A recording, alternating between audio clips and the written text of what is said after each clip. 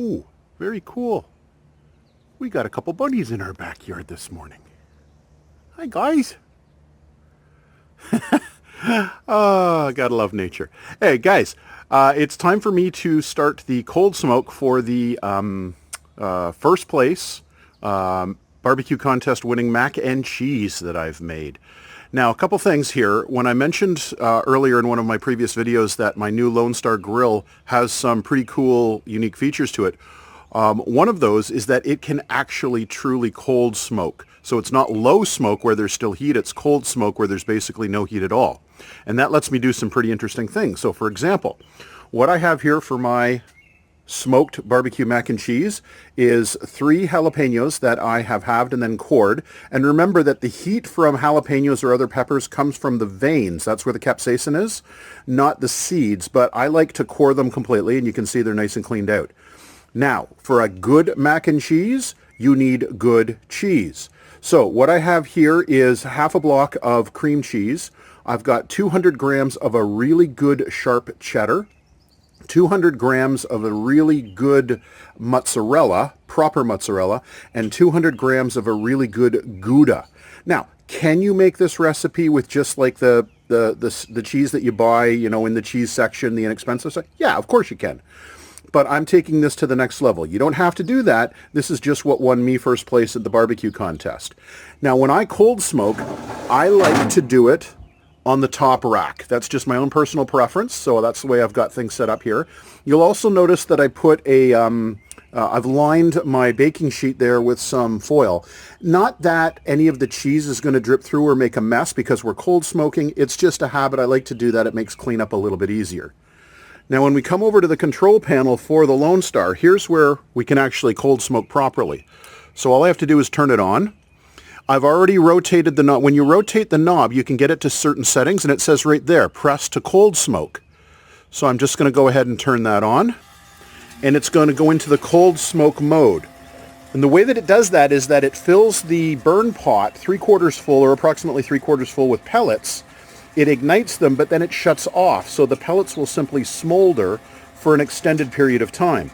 And I'm going to be able to let this cold smoke probably for a good 4 to 6 hours before I then take them off and continue on with the rest of the recipe. So, pretty cool feature. Going to get that cold smoking. We'll see you back in a little bit when this is done and we move on to the next step. All right, I just mixed up our seasonings for the barbecued smoked Sriracha Gouda jalapeno bacon mac and cheese. And just to let you know exactly what's going in for the seasonings, it's things that most people have in their cupboard anyways, but a great combination. It's going to be half a tablespoon of onion powder, 1 teaspoon of garlic powder, 1/4 teaspoon of cayenne, half a teaspoon of dry mustard, 1/4 teaspoon of nutmeg, and 1/4 teaspoon of white pepper. Now, on the left, you can see I have a bag of what's called sodium citrate. Now, in order to make the cheese sauce, most people would make it by starting off with a roux, and that would be with flour, and then adding the milk and the cheese and melting it in to create the sauce. And you can definitely do that. It does simplify the process. Another way of making it that actually turns out better, it's a silkier, smoother consistency for the cheese sauce, is to get what's known as sodium citrate. It's pretty inexpensive. I just got this on Amazon. It's what I used in my first place barbecued mac and cheese for the contest, and it works really, really well. And so when I have a chance, I've got so much of it that that's what I use instead of going flour. But you certainly can do flour as well. So there's the spices. Now, the topping on your mac and cheese is critical. And I have come up with an option here through various means and exposures to looking online, different recipes, that I think is absolutely killer.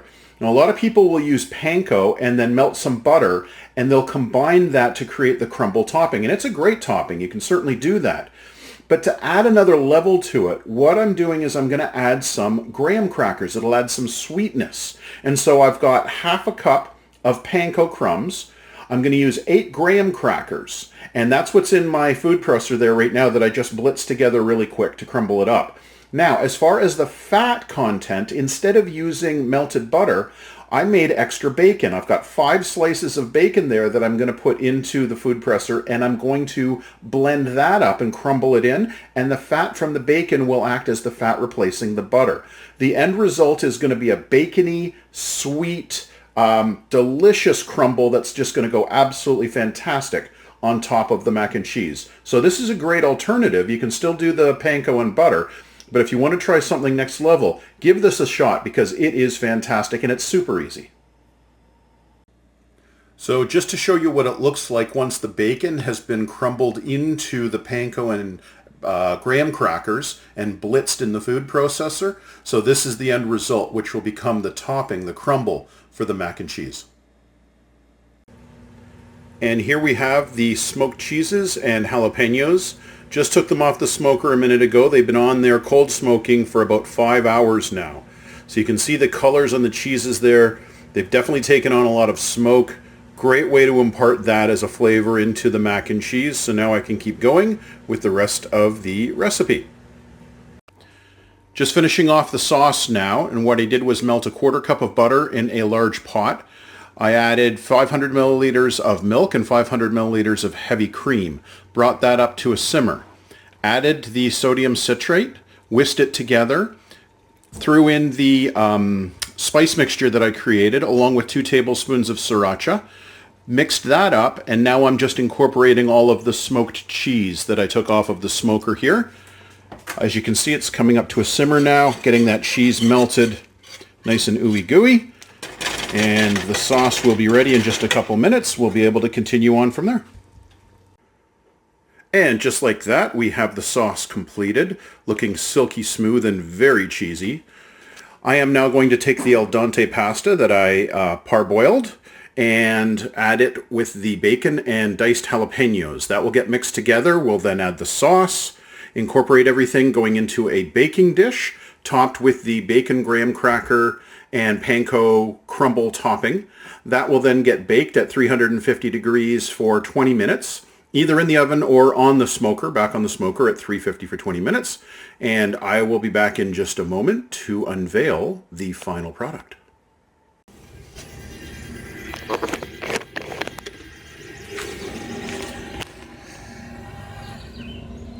All right, guys, the mac and cheese just came out of the smoker. It's been in there for about 30 minutes at 350 degrees. It's all bubbly right now. It's probably about the temperature of the sun, so I'm going to let it cool down before I try it. But that's basically what it looks like now that it's been all cooked. Can't wait to dig into it. All right, I waited a little bit, let the mac and cheese cool down a touch. It's probably still too hot to eat, but I'm going to risk it. I can't wait any longer because it smells amazing. I'm going to dig in a little bit and see what we got. Oh, there's definitely that ooey gooey, cheesy, saucy, you know, what you really want in a good mac and cheese.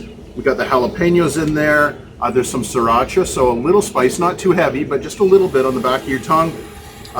Again, the silky smooth sauce, the bacon crumble.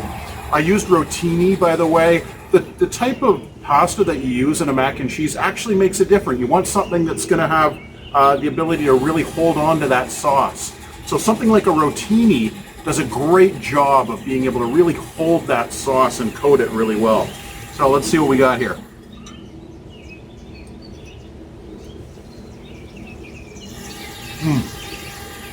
Still really hot. Super cheesy.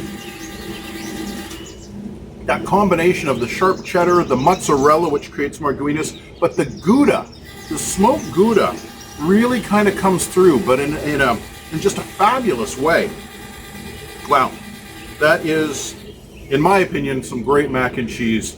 I'm just glad the judges liked it so much and awarded me first prize in the barbecue kind. Oh, there's that little Sriracha right now, just on the back of the tongue. Little bit. Yep, just tiny, tiny. It's not spicy, but it's there. Boy, that is some good stuff. And you obviously don't have to go this elaborate on your mac and cheese, but just hopefully giving you an idea of some things that you can do to change it up a little bit. The sweetness of that graham cracker mixed into the crumble on the top gives a little bit of a sweet, savory note. So great contrast. Anyway, mac and cheese is a hit. Now we got to check out and see how that chicken is when it finishes up in just a couple minutes.